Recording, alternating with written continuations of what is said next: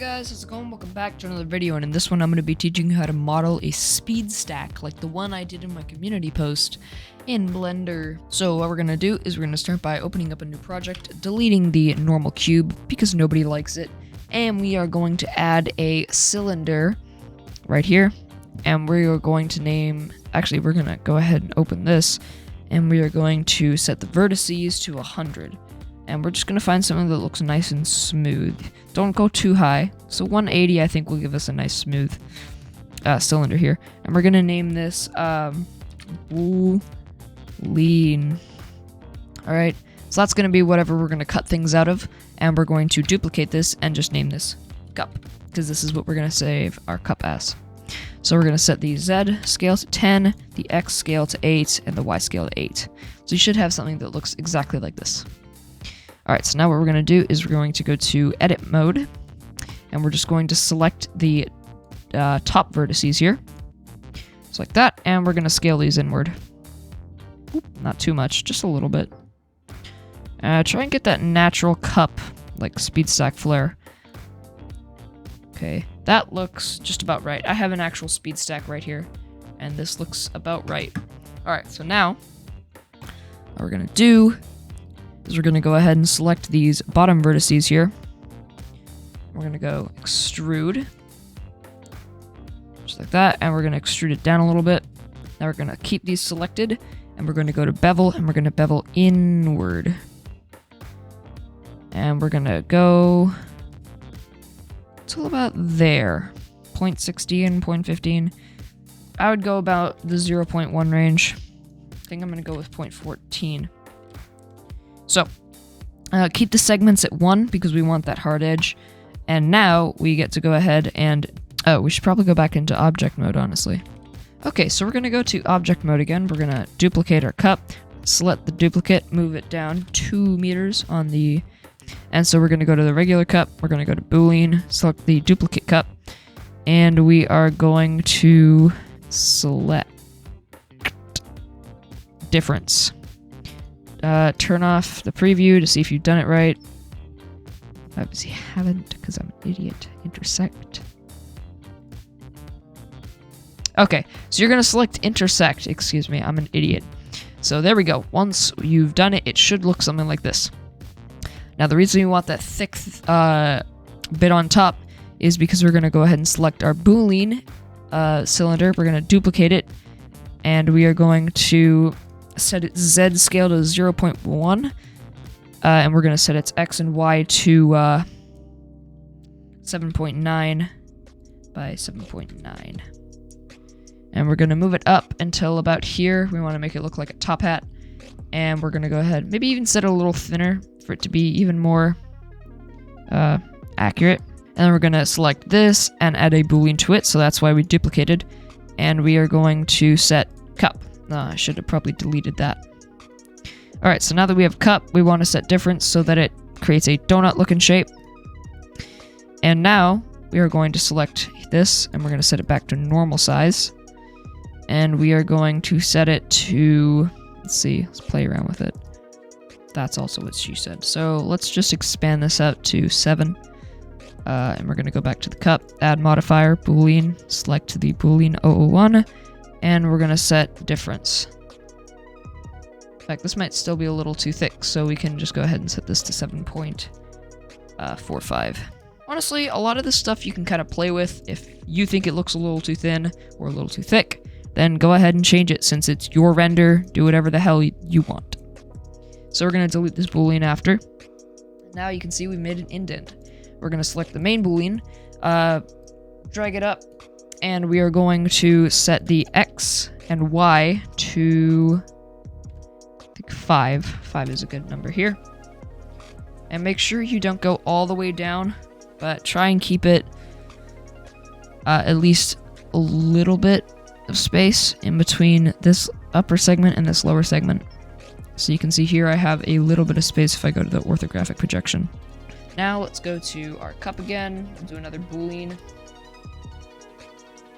And we'll select the Boolean. And we'll go to, let's see, which one is it? Difference. We'll apply, and there you go. Okay, we're gonna set the boolean to 1.5 on the X and Y, so we get this nice pull through the center. Make sure this time it actually goes all the way through the cup. You can see there's some coming out the bottom, like that. Now we're going to, once again, add another boolean to the cup. We're almost done modeling, okay? Soon we'll move on to texturing. So after that, go ahead, apply, and you can see we've cut a nice hole straight through the cup. Okay. So now we're going to select the boolean, and we're going to set it to 0.5 on the X and Y, and we're going to move it over to, if you've done everything exactly the way I've done it, we're going to set it to 3.7. And in fact, I think that's a little too thin, so let's go to 0.75.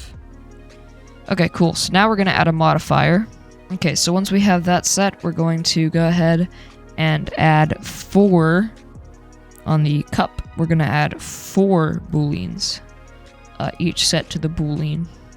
And this is because we're going to be moving around the boolean, the actual object, and making each hole.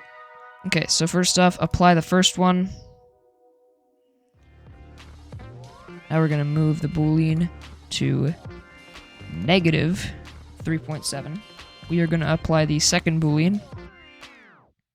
We are going to set the y to 0 and the x to 3.7. And we're going to apply the third boolean modifier. And then finally, you know the drill, minus 3.7 to get the last boolean. Boop. Alright, and that's about it. I think we're done modeling the cup. Everything looks normal, everything looks good, aside from the fact that it has 4 holes when normal speed stacks have 3. And I'm also not going to be imprinting the speed stacks logo on top or doing a texture on the front of the cup that has the speed stack logo, just because I don't want to get copyright. I don't want to get copyrighted for sending out the 3D model in the description. So go ahead and download the 3D model in the description if you want to use it. Okay, so now I'm going to show you how to make a nice red plastic texture. So we're going to want to go over to rendering and go to cycles for our rendering here, because cycles is just better, and if you say otherwise, you are wrong. I don't understand why the light's over here. Actually, we can delete the boolean now.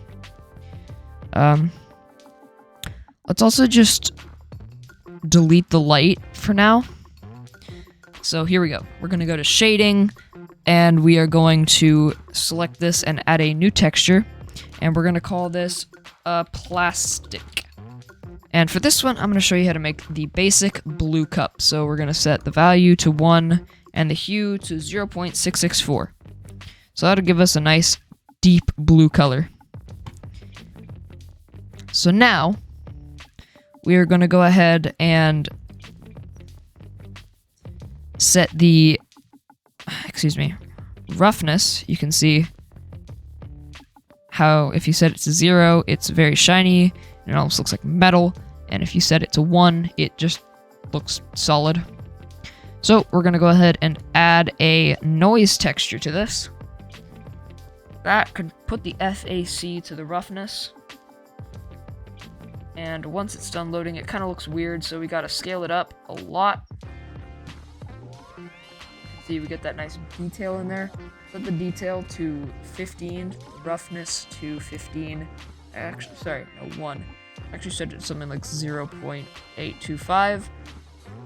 And then the distortion can be set to something like just a little bit. But the distortion really kills the look, so I usually have it at 0. And you can play with this to have your own effect. I just prefer having it like this. And then, for example, you can also have like a clear coat, which makes things really intensive on your computer. So that gives everything a real big shine to it. So I'm just gonna turn down the clear coat and turn up the roughness on it. Okay, so there we go. Now we have our cup modeled. Everything looks good. It's nice and rounded. So now we're gonna go ahead and start setting up our scene.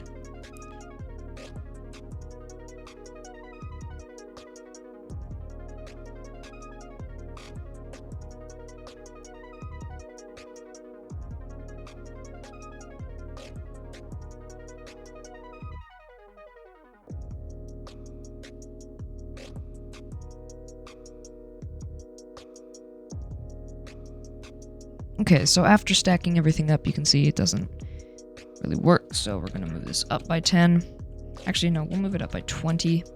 And there we go. If we turn on our actual rendering, maybe look down a little bit, we can see it works. So I'll just quickly model in some wood texture or like a concrete texture, and I'll throw in a light and I'll show you how it looks. Okay, so as you can see, I'll turn off the high quality lighting, but I added a nice metallic texture. I kind of arranged them up, and I added a spotlight. So let's go ahead and send it to the rendering. And I'm just going to do a time lapse of this because it'll probably look cool. So let's go ahead. Let's take a look. 48. Alright. Let's hit it.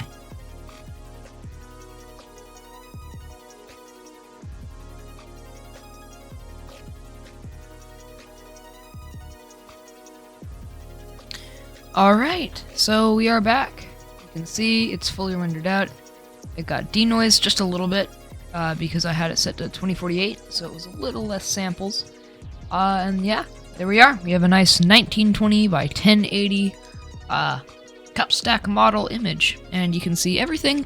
At least I'd say it looks pretty realistic. It probably isn't as realistic as it could be, considering I'm just a beginner and I had no idea what I was doing through this entire tutorial.